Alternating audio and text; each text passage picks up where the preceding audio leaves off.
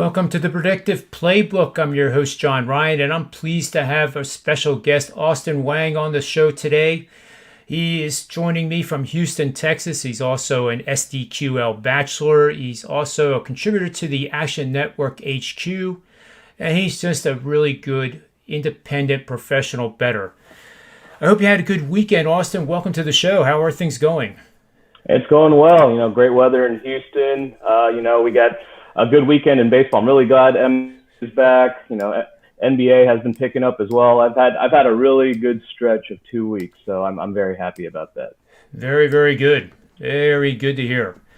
Mm-hmm. It's always better to, hear that kind of stuff than, I've had a couple of tough losses myself. The Sixers the other night were up 22 against the Nets and somehow didn't cover the spread. But,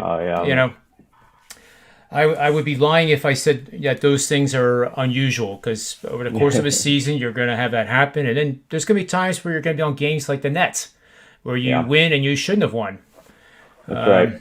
So it looks like the Red Sox are doing well for you this morning. There you go. Yeah, that was the free pick on the pinned tweet. I guess everybody knows what that means. Every day I give out a free pick or two, and if we get to 50 retweets, I give out either the second one or the third one of the day.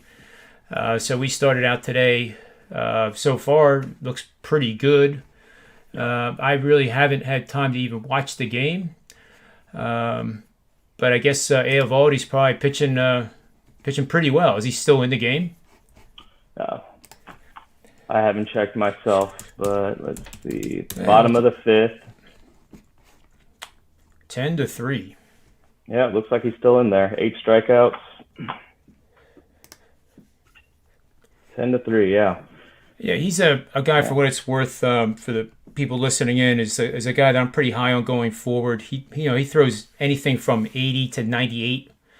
And his off-speed pitches all come out of the same slot. And if he has 2 strikes on you, he basically throws those 3 pitches an equal percentage at a time. It's basically like 18, 17, and 17% on the curve, the cutter, and the change. Splitter. He doesn't throw a change, he throws a splitter.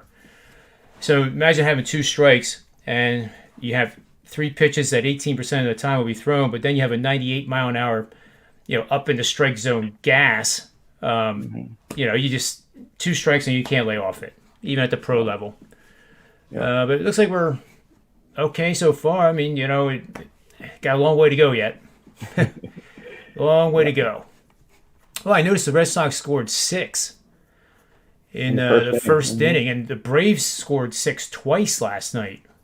Mm-hmm. And that's it's rare. It's really rare that a team scores 6 in 2 innings of a baseball game at the major league level. But we'll save that for another time. But let's move on to the NBA, because I know that is where your focus has been all morning here. And I believe you're targeting a game involving the Lakers and the Utah Jazz. The Utah Jazz are going to be visiting Staples Center tonight. And the Lakers won the last meeting, 127-115 overtime victory Saturday, led by Andre Drummond's 27 points along with his 8 rebounds. Dennis Schroeder scored 25, had 8 assists, 6 rebounds. Utah head coach Quinn Snyder was resting Rudy Gobert, Mike Conley Jr., and Derek Favors, with his team playing on the second of back-to-back games after a home win against the Indiana Pacers. So this shapes up to be a really, really good matchup. So I'm just anxious to hear what you have to say about this game. Yeah, no, absolutely. I think you hit it right there. Like, Rudy Gobert and Conley and Derek Favors were all out, and they were late scratches. I was on the under for the first game as well, kind of looking at the same angles that I'm about to present. And then lo and behold, I think it was around noon or short, early afternoon where they were announced out, because they're resting those guys on the second half of back-to-back. And of course, resting the front runner for the Defensive Player of the Year, Rudy Gobert, is going to hurt your chances at an under. And even with them sitting out, they almost hit the under if it had not gone to overtime. So that's something to note there. But I have three strong angles that support the under in this game, and that's one that I've shared before with you, John, on a preview, that when two elite teams after the All-Star break play each other, they tend to go under. Since 2010-2011 season, it's their 195 and 127 to the under, so that's 60.6%. That's awesome. And then the next angle I have is a home team off an overtime win. Since the 2016-2017 season, they're 86 and 61 to the under. That's 58.5%. So yeah, the theory there is, they just came off an overtime win. Their legs are a bit tired. Their offense may not be looking as sharp at the next game. And then the final angle I have is, there's been plenty of these 2-game series this season, and in the second game of these 2-game series, if the total is less than the previous game total, they're 26 and 7 to the under. That's 78.8%. So that is remarkable. I got to write that one down. Yep. 26 and 7 to the under. Mm-hmm. And what were the parameters again? So the second game of these 2-game series, so the previous opponent is the same as the current opponent, and then the total, the line is less than the previous game total. That's awesome. Yeah, I mean, let the line tell the story for us. It's, these teams are playing against each other. They're more familiar with one another, and even on top of that, the total is being reduced, is going down. Strongly favors the over in that situation. Yeah, that is really good stuff. Yeah, I'll probably if it's okay with you, I'll give you credit, of course, but on the 4:30 show that we're starting to call Predictive Playbook at Manny's Pub, with my Wager Talk buddies Tony Finn and Rob Vino, I'll bring this up because this is pretty good stuff. And also, I know you had mentioned before, and I'm wondering what the current numbers are. If I believe you said if the total was 215 or lower, the under did really well, and 235 and above was doing really well. And that's right. Are those trends still going that way? Yeah, absolutely. Let me. I guess while we could pull that up. Yeah, go ahead. So it makes these live shows fun. It's you can do things kind of on the fly, and you have it. I know you have an excellent database, and we both can get these things pretty quick. Yep. Yeah. So totals under 215 this season have gone 112 and 46 to the under. God. That's unreal. It's unreal. That is unbelievable. I'm duplicating it because I'm, let me take out a parameter. So 56 and 23 to the under. I was duplicating it because I was bringing in. Okay, that's right. But still. But either way, that's a 70% hit rate for the under.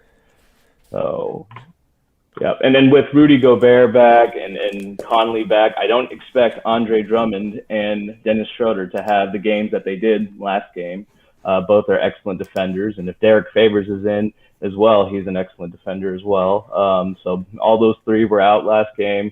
If they're back in, and with Donovan Mitchell obviously being out for a while, I expect it to be a low-scoring game. So I'm riding with the under on the Lakers and Jazz. Yeah, and the betting trends are going your way too. Opened at 216, now 214.5, pretty much everywhere. But it does feel like that would go probably closer to 213ish than back up to 216, for example. So I think if you like the under, like the two of us do, I think it's probably better to get it now. I agree. I think once they announce that Gobert is in, I could expect it to move a few points, maybe a half point or a point. Right now he's listed as probable. I would expect that he plays tonight. And, especially when they have the Phoenix Suns a game and a half right behind them. They need to continue to keep the momentum going. They can't be sitting these guys out too often.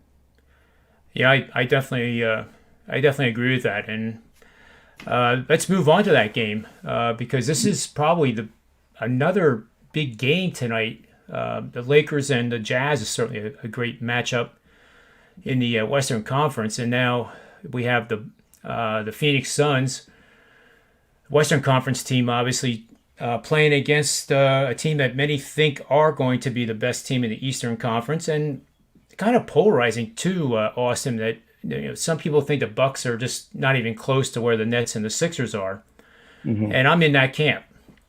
But this is the first of a 5-game road trip for the Suns that is really going to test their mettle. If they can keep winning, they could possibly catch the Jazz for the number 1 seed. And I don't see them, showing any signs of potential regression. They just seem to be getting better and better and more efficient each and every week. Again, I have a feeling what you're going to be targeting the total on this game. So I'll turn it over to you and we'll see what you have. Sure. And it's the exact same angle as I just shared with the Lakers and the Jazz. When the two elite teams play after the All-Star break, they tend to go under. And just to kind of handicap it even further, the Suns are fighting they're trying to catch up to the Jazz for that first seed, and they have a great opportunity to with Donovan Mitchell out. The Bucks are not too far behind the Sixers and the Nets for the first and second seed, so they're going to be playing tough as well. So both teams are great offensive teams, and the Bucks love to run. But Chris Paul is incredibly smart, very high IQ player, excellent elite point guard, and he's going to control the pace. And with the Bucks loving to run, I expect him to keep it slow and not play to the Bucks' strengths. The Bucks score a lot of fast break points, and the Suns don't turn the ball over very much, especially with Chris Paul at point guard. So I don't expect the Bucks to have very many opportunities to get those fast break points. So the Suns are also on the first game of a brutal road trip. They're playing the Bucks, and then they're going to go to play the 76ers, the Celtics, the Nets, and the Knicks. And then they come home and play the Clippers and the Jazz. So I don't expect them to be running much either. I expect them to keep it slow and conserve their energy for this brutal road trip. So I think the under is in play here. The market's opened up around 235 and it's moved down to 233. I agree with the market move. I think the game is going to go under. Yeah, I like that. And the NBA scheduler was not kind to the Suns. No. Having to face this gauntlet. But, like I said to intro the game, it's going to test their mettle. Now I personally have no doubt that they are a contender, for the world championship. And, what are they go 3-3 or I'm sorry, 3-2 or 2-3. I think they win at least 2 of these games. And I think one of them is probably tonight. And as I said to you before we went on the air, I have this little gem which supports the Suns. So it's right there. You can take it and write it down. I don't have to even read it, but you're betting on teams that are coming off 3 consecutive games that had 220 or more combined points scored in each one. The betting line's within 3.5 points of either side of pick. And the team that they're facing is an elite opponent that is outscoring their opponents by an average of at least 6 points per game, which is the Milwaukee Bucks. So this one's gone 33-9, essentially 79% winning bets over the last 3 seasons. And Austin, I use the 3 seasons as because the NBA scoring went up so dramatically from 2017 to 2018, from basically an average per team of 106 up to 111. And the last 3 years have been 111. And I believe we talked about this maybe our first show, that it seems like this year, if you did a survey, is the NBA scoring more this year? Everybody would probably say yes. But it's because we've had all those enormous totals of 240 and higher that we're not really accustomed to seeing. But the scoring is within 1/10 of a point of last year. On a league average. So that's why I choose the 220. And, 3.5 on either side of pick means that, these teams are evenly matched in this situation. And, I like to play the the Phoenix Suns and the under. I'm not a big fan of parlays. I just kind of like doing sides as they come, Right. and you just slowly build the bankroll up. I agree. No, I'm with you. I definitely favor the Suns in this matchup as well. Yeah, One they've quick just been. Oh, go ahead. one quick question for you. As you know, the Phoenix ranks fifth in the NBA in defending the 3-pointer, allowing basically 35% shooting. But they did give up 42% against the Spurs. And overall, the Suns, and this is where they truly are flying under the radar. They rank fourth in the league in scoring defense, allowing 107 per game. But they have given up above the league average of 111 in their last three of the last four games. Is what I'm wondering from you, is that any concern going into this five road game gauntlet? Yeah, no, that's a bit of a concern, but I think with all things considered, the system that I had presented, and also looking at Chris Paul and the Phoenix Suns, I think what they'll do is they won't play to the Bucks' strengths, and I think this is especially with Utah losing Donovan Mitchell, I think it becomes more apparent that, hey, this is actually we can actually do this and get to that first seed. So I expect them to play tougher on defense. Again, with the tough road trip and the tough schedule coming up, I think Chris Paul slows the game down and not plays to the Bucks' strengths. Yeah, it certainly is a concern. I mean, they played a couple months ago, and it was a 125 to 124. It was a high-scoring game, but I don't expect that this time around. Yeah, I like the, for what it's worth, I like the under better than the side that's supported by this system. So good stuff. And then the third game you like is the 8 o'clock game where Houston is traveling to play the Miami Heat. Miami is an even 28-28. More or less looks to be solidified into the playoffs, but you certainly can't overlook a Houston team that's 14-42 and 7-21 away. Right. So this is an interesting matchup because Houston now has gone through that horrible stretch where they couldn't have hit sand if they fell off a camel. But now they seem to have bottomed a little bit. But like we say on Wall Street terms, you never throw bad money at a bad stock. And I kind of feel the same way in this matchup. But still, I'm interested to hear what you have to say about this matchup tonight. Absolutely. So I'm a Rockets fan, and it's really pained me this season to watch the. I haven't even watched the game in a while. I'll catch it every once in a while, but I've tried to avoid watching because it's just so painful.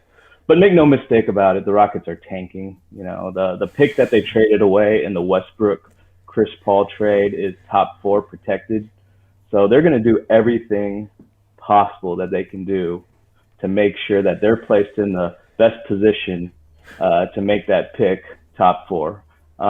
So they're tanking. Bottom line, they won last night against the Magic from a second half comeback, and that hurts their chances. So I expect them to revert back to their losing ways. So one interesting note with the Houston Rockets is that they're 1-9 against the spread in the first half in their last 10 games. Miami's known to be a better home team than they are away. Jimmy Butler is questionable, but it really doesn't matter to me. Both teams shoot a lot of threes. Miami defends well against the three, while the Rockets do not. I expect the Heat to jump out to a big lead and cover the first half spread. And let me check for a most recent line. It's probably looking at around 4.5 to 5. I expect them to cover the 4.5 point spread. And one other angle to note is that the Rockets are also 8-1 against the spread in the second half. So it seems like they start off slow. They give up a large lead to the other team builds up a large lead, and the Rockets come back in the second half and makes it a respectable game. So that's an angle that has made me some money in the last couple games. Fading the Rockets in the first half and then coming back around and betting them to cover the second half spread. So they're 1-9 in the first half, but 9-1 in the second half. Yes. Wow, that's a tale of two teams. Yeah. Mm-hmm. Being a Rockets fan, I've been following Christian Wood here. He posted his 17th double of the season. So he might be the only team, with all due respect, that's not tanking of the Rockets. But what do you personally think of him going forward? Is he going to be part of the team? In the future? I think he's, if anything, he is the building block that the Rockets are going to be building around going forward. He's just such a dynamic player. He can do it all. He can shoot the ball. He's high energy. Play defense. I'm really excited to have him as the cornerstone of the Rockets team going forward. And we've got some nice pieces. Jayshawn Tate. He's been playing really well. Kenyon Martin's son, KJ Martin, he's shown a lot of great stuff on defense. I think if we get a high draft pick, able to get into the top 4 and pick up a good player in the draft, I'm very optimistic about the future, especially with Christian Wood as the building block. Yeah, I definitely agree with you. But hearing from a objective Houston fan, this makes me more confident of that too. I went through Philadelphia's tanking back in 2014, and I don't condone it, but I mean, if you really want to win a world championship, unless you're somebody like LeBron James who can make phone calls and have guys come play with you, you almost have to do it this way, and people don't like that word tanking, but if your team's tanking, it's hopefully setting up something quite positive in the next few seasons, and I think Houston's right on track for that. Yeah, that's another reason they traded Oladipo. I mean, he wasn't contributing anything to the Rockets team. They knew that he was going to leave in free agency, and they wanted to develop their young players. They wanted to give Kevin Porter Jr. more playing time, and he's been looking very impressive. I think he's got some off the court, issues that hopefully get sorted out. But having him develop and get some more playing time as opposed to, treading water with Victor Oladipo, I think, the Rockets did what they had to do to make sure their young players get some development.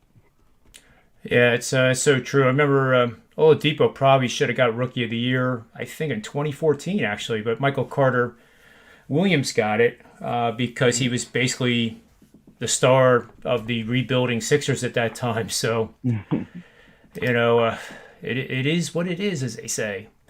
But Austin, just to recap here, we have the Lakers and the Jazz, and your pick is the under, and well supported by all the analytics that you mentioned. The Suns and the Bucks is also an under, and we're, I guess, leaning a little bit on the Suns as well.